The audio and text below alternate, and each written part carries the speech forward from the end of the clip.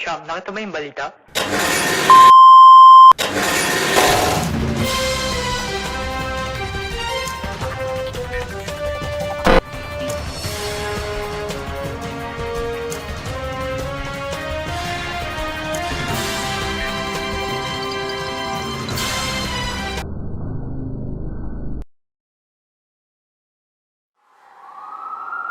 Tragedy struck Taguig City last night as a mysterious creature reportedly killed 17 people in a sudden and violent attack. Authorities are scrambling to contain the situation and ensure public safety.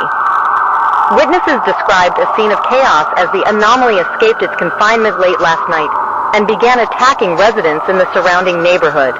It was unlike anything I've ever seen, said one resident. The creature moved incredibly fast and seemed to attack without warning. Taguig Mayor Lonnie Cayetano addressed the public this morning, expressing deep condolences to the victims' families and pledging full support for the ongoing investigation. Our hearts go out to those affected by this horrific incident. We are taking every measure to ensure the safety of our community and to address this unprecedented threat, she said. In the wake of this incident, questions are being raised about the origins and containment of the anomaly. Local officials are coordinating with scientific experts and emergency responders to understand the creature's behavior and find a permanent solution. Further updates will be provided as the situation develops. The safety and well-being of Taguig's residents remain the top priority for city officials and emergency services. Hindi pa din ako makapaniwala, 10 taong tao, nawala. Paano nangyari ito? Yung isa nga daw walang ulo. Cham, sa tingin mo, may taong may kagagawan nito? Hindi ko alam, Paul, pero anumang dahilan ito, kailangan natin matigilan na ito. Kailangan natin protektahan ang mga tao. Alam mo, Champ, parang ito yung nakita natin ng 2 araw eh. Pagkatapos ng insidente na nakita natin sa 3rd floor. Parang ito nga yung hayop na yun, yung bagay na yun. Oo nga, Paul, parang ito nga yun. Kailangan natin sabihin sa otoridad ang nakita natin. Baka makatulong yun para mapigilan ang hayop na yan. Tama ka, Champ. Kailangan nila malaman lahat ng posibleng impormasyon para matapos na ang bangungot na ito.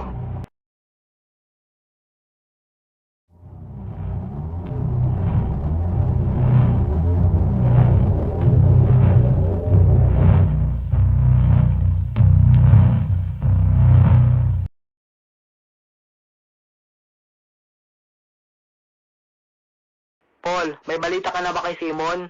Hindi pa rin siya sumasagot. Wala pa rin. Nag-aalala na ako. Kailangan natin siya makontakin. Naalala mo ba yung nangyari noong 2001 sa Taguig Chemical Factory?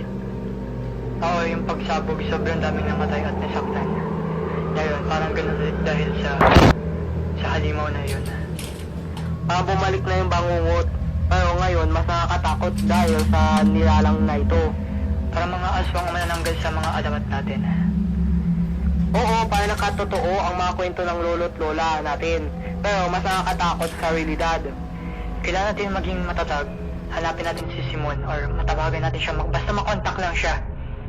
Baka may alam siya para matigil ito. Or para matulungan din natin siya. Maganda tayo.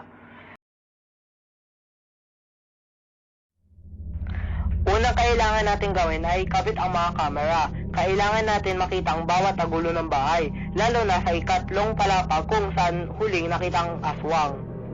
Magandang idea. Kailangan natin ng kahit anong babala. Hindi natin pwedeng hayaang mabigla tayo ulit. At ito naman, gagamitin natin ang Tannerite bilang huling paraan. Kapag hindi na natin makontrol ang sitwasyon, baka pwede natin itong gamitin para pabaksangin ito. Sana hindi umabot sa ganun, pero mabuti nang handa tayo. Ako na bahala sa alarm system. Lahat ng pinto at bintana ay kakabit natin. Kapag may bumukas, tutunog ang alarm. Magbibigay ito sa atin ng babala. Wala tayong pagpipilian, Champ. Sobrang dami na ng pinsalang idinulot nito. Kailangan natin itong pikilan bago pa may masaktan ulit.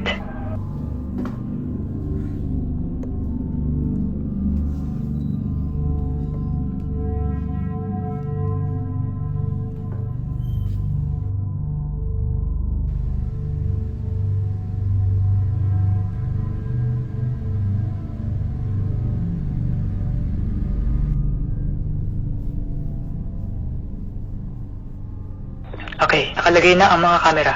Subukan natin ang sistema at tiyaking gumagana lahat.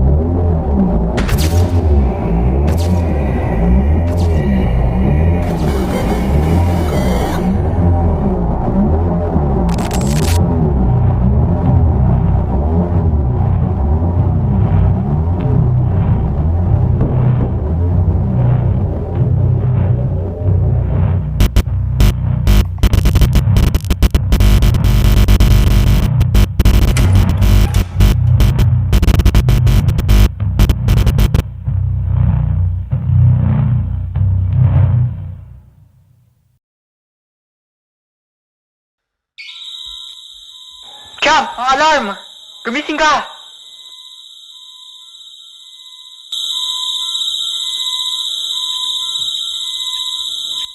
Bukas ang pinto. Kailangan natin tignan. Nasa taas ito. Nasa taas na ata eh.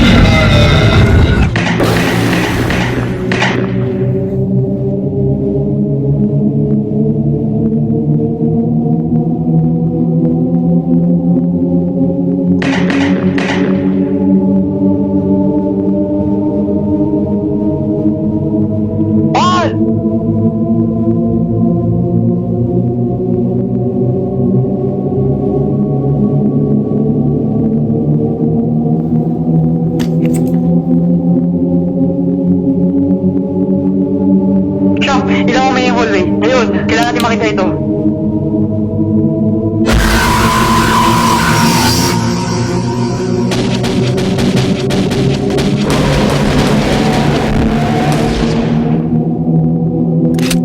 Wala na akong bala!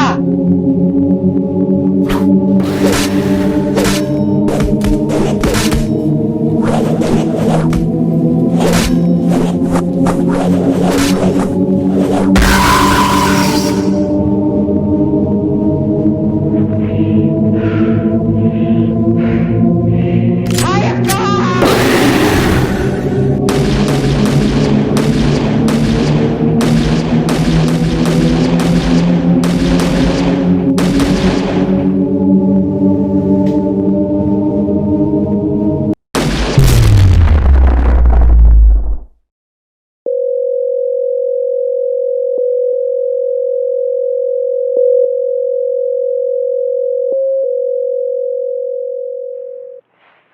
Chang, gumising ka.